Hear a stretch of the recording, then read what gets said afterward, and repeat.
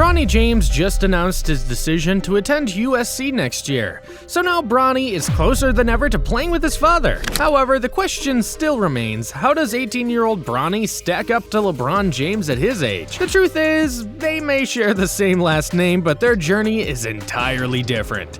But up first, we gotta talk about Bronny. Born on October 6, 2004 to 19-year-old LeBron and 18-year-old Savannah James, Bronny James grew up in the largest spotlight imaginable. I fell in love with the cheese bed. It's hard enough being LeBron's firstborn son, but being named after him? Now, those are impossible footsteps to follow. That said, it did come with one major perk: opportunity. Because by the time Bronny could dribble, LeBron was already training him on the hardwood. Fast forward to his 10th birthday, and Bronny's highlights from youth basketball games were drawing national attention. So much so that a highlight video of a 9-year-old Bronny James accumulated over 6 million views on YouTube. But these weren't just everyday people watching his highlights, these were college scouts. And by 2016, notable colleges already started recruiting Bronny, such as Kentucky and Duke. However, his publicity only grew from there, because in middle school, two important things happened. One, Bronny attended Old Trail High School in Summit County, Ohio, where he'd lead them to an independent school league tournament win.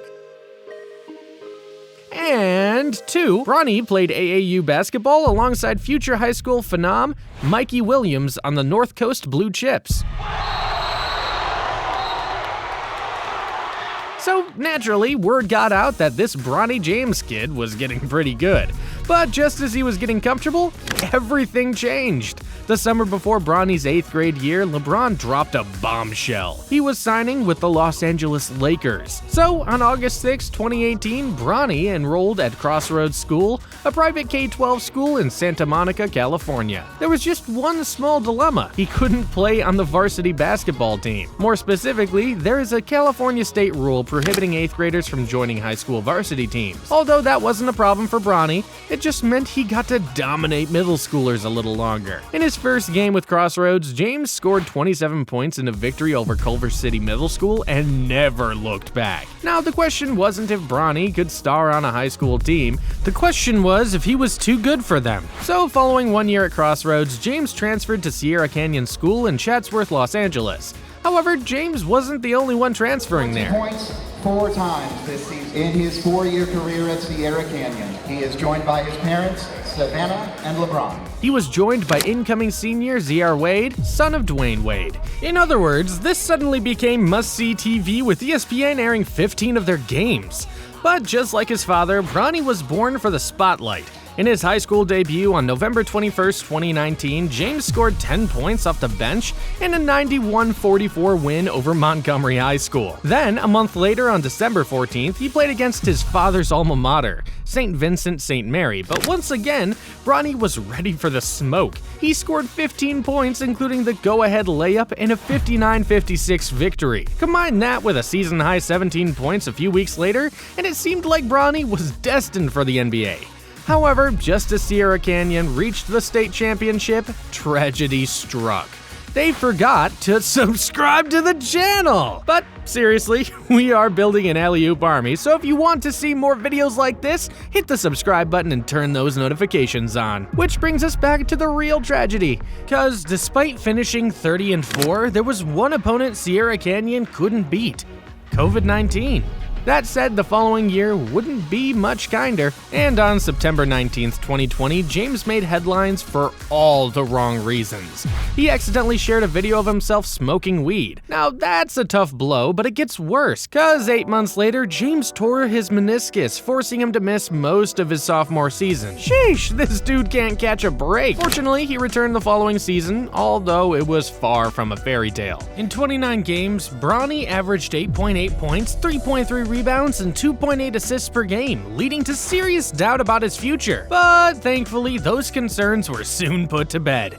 As a senior, Bronny had his best season yet, averaging 14.2 points, 5.5 rebounds, and 2.4 assists, en route to a 23-11 record. On top of that, he was selected to play in the McDonald's All-American game, where he'd make 5 3-pointers. Bronny James, who drills it from deep. And he loves there you go with Dad courtside. This helped him jump 30 spots from ESPN's 49th ranked recruit all the way to the 19th ranked recruit in the 2023 class. So as a result, schools around the nation brought out the red carpet, all to impress one person, 6'3", 180-pound Bronny James. This includes Ohio State, who even gave Bronny and LeBron on-the-field access to the Ohio State Notre Dame football game this season, during which current students led a "We Want Bronny" chant throughout the game. But despite the effort, Bronny committed to USC so he can play within 3 miles of his father's home games next season. In other words, buckle up USC, we'll be seeing a lot of LeBron next season. A complete 180 from LeBron in his childhood, who didn't even have a strong father figure. Because on December 30th, 1984, LeBron James was born to 16-year-old single mom Gloria James in Akron, Ohio. As a result, life became a struggle for Gloria and LeBron.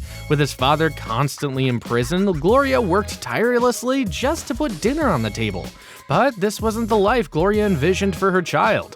So in 5th grade, she allowed LeBron to move in with his local youth football coach, Frank Walker. From there, the rest was history. And in 5th grade, LeBron joined an AAU team, the Northwest Ohio Shooting Stars. Soon afterward, they'd achieved success on both a local and national level. But more importantly, LeBron formed a love for the game of basketball. On top of this, he met lifelong friends, Sion Cotton, Drew Joyce III, and Willie McGee. Dubbed the Fab Four, this friend group became so close-knit, they attended St. Vincent St. Mary High School together. That said, this decision was controversial. At the time, St. Vincent St. Mary was a private Catholic school with predominantly white students. Yet they had each other's backs, and that was all that mattered. Just their freshman year, the Fighting Irish went a perfect 27-0 to become Division III state champs.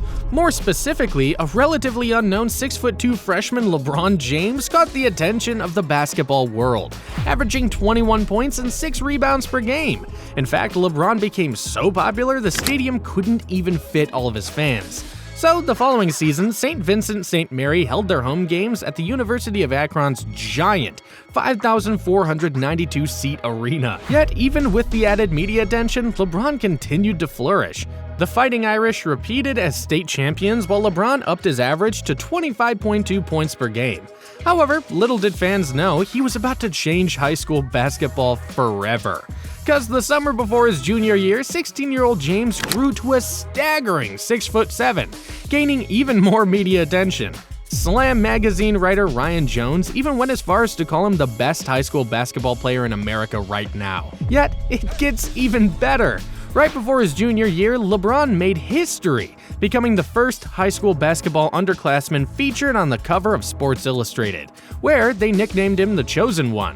That said, the publicity proved to be too much for a 16-year-old, because throughout his junior season, LeBron turned to marijuana to help him cope with the stress.